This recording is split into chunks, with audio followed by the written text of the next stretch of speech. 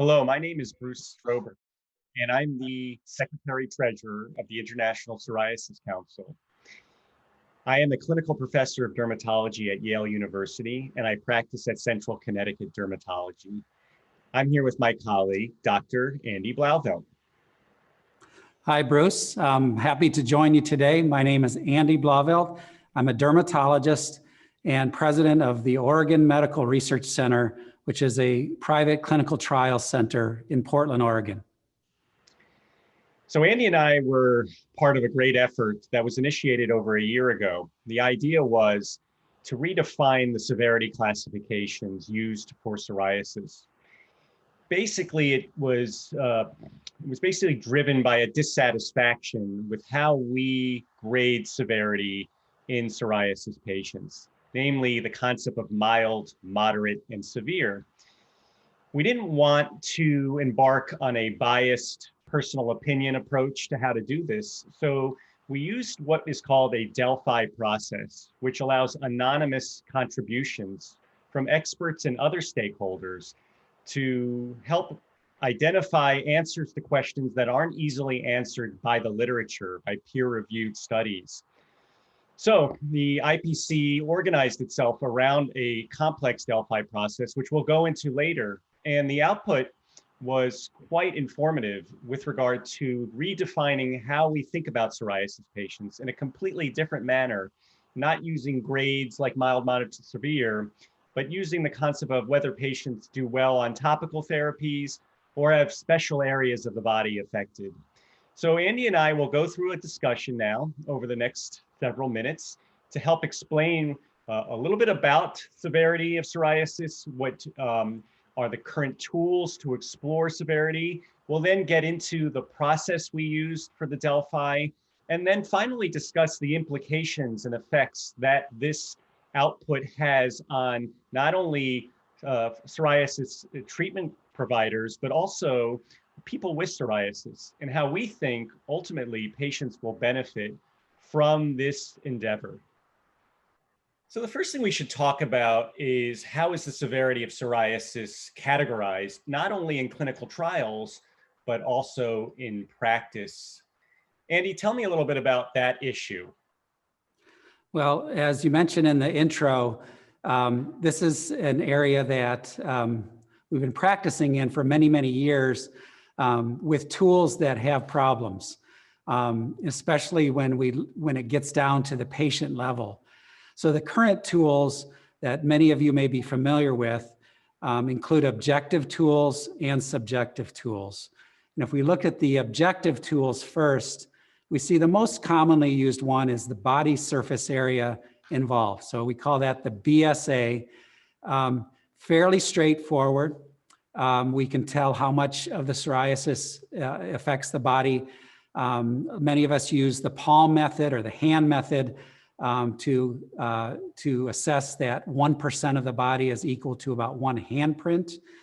And so that's a typical way in clinical practice and in clinical trials. If we go another step further, we see the physician's global assessment. This is, as it's named, is a global assessment of psoriasis severity. So this is considering all the lesions on the body and then coming up with a categorization that's usually a 5-point categorization of clear skin as a 0, almost clear skin as a 1, 2 being mild psoriasis, 3 moderate, and 4 severe. Fairly straightforward. It's a gestalt. It's walking in the room, looking at the character of the lesions and saying, this patient has mild versus severe.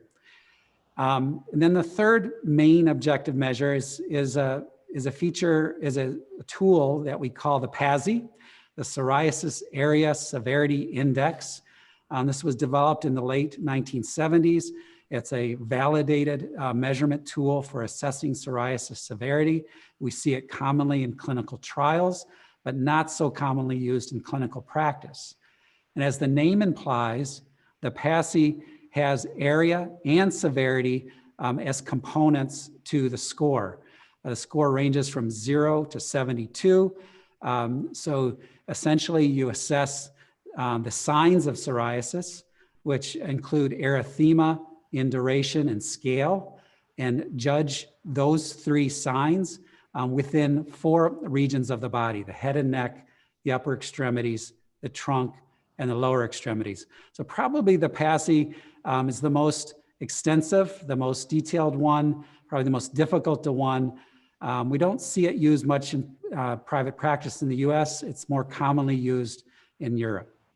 And then if we look at the subjective scoring systems for psoriasis, this is where we ask the patient, how is psoriasis impacting your life?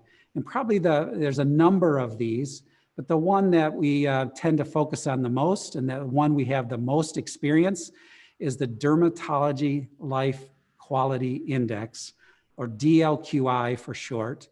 And this is a series of questions asking about how psoriasis or skin disease in general affects the quality of life of individuals. So a variety of questions, you come up with a score. There's different categorizations of the scoring system. For example, if the score is 0 or 1, the DLQI means that there's no impact of the skin disease on quality of life, and 2 to 6 is a mild impact, and so forth. So these are the main tools, 3 main objective tools and 1 main subjective tool used to assess psoriasis severity. So how could the objective measurements that you described, like BSA, PGA, PASI, underestimate disease severity, especially in patients with past treatment failures or maybe more limited disease? Right, so there are problems with all of these assessments. What we see, for example, for BSA, if we simply look at just the body surface area, what we're not taking into account at all is whether the lesions are thin or thick, or mild lesions versus very severe lesions.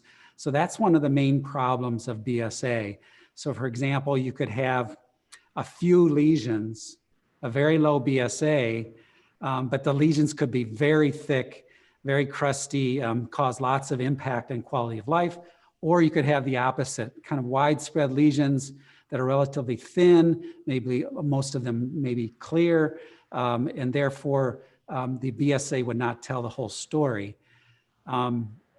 The thing that is not captured well at all, is the particular locations of the lesions. We think of psoriasis, oh my gosh, you know, we have the scalp being a particularly tough area for us, hard to treat topically. We all have seen severe scalp psoriasis patients, but if you just apply those tools, the entire scalp surface is about 4% of the body surface area. So if a patient with severe scalp psoriasis, for example, had failed topical therapies and struggling and have a big impact on their quality of life, they actually wouldn't qualify for a biologic or systemic therapy in many cases, because they don't reach that commonly referred to 10% BSA as the threshold used by many insurance companies as well as many clinical trial enrollments.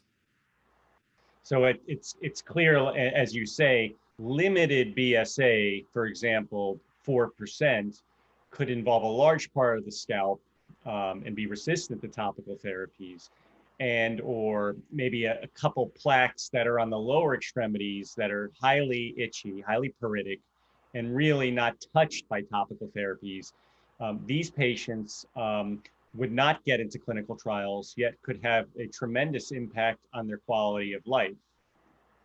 Yeah, it is really a tough situation if you come down to human beings in your office. And I think many of us, I think this is essentially why we undertook this effort, because many of us have those patients, right, where they've used multiple topicals on the scalp, multiple shampoos, and really what they need is systemic therapy. They need a good biologic, and yet they don't come close to meeting that criteria. Or in the case that you mentioned, the shins, I have female patients who like to have clear legs, not surprising. And they might have resistant plaques there, and yet be clear everywhere else, and yet have a huge impact on their quality of life, be very frustrated by giving topical steroids over and over again, maybe some other topical therapies, and still be struggling mightily with their disease. So in a nutshell, we can see how current severity classifications, including the need to be 10% or more, could deny patients appropriate therapies and leave them stuck because many providers wouldn't go to the next step in patients who we are discussing right now. And this, again, underscores the need, in our opinion, to redefine patients who are appropriate for systemic therapy or phototherapy and go beyond simple topical churn, as we like to call it, one topical to the next, increasing the potency of topicals, which often gets nowhere and leaves patients frustrated, ultimately disenchanted, and may even lead to a lot of patients leaving the dermatology world and being left alone with no treatment at all, without getting care in perpetuity. Yeah, I have to say also, think about BSA, Bruce. I mean, it's such an artificial number, right? To say 10% is some magical number. And so we have patients with 6%, 7%, 8%, 9%, or disease on the scalp or in bad places. It doesn't make any common sense to tell that patient to their face, well, we have these terrific drugs for psoriasis, but you can't get one. I'm sorry.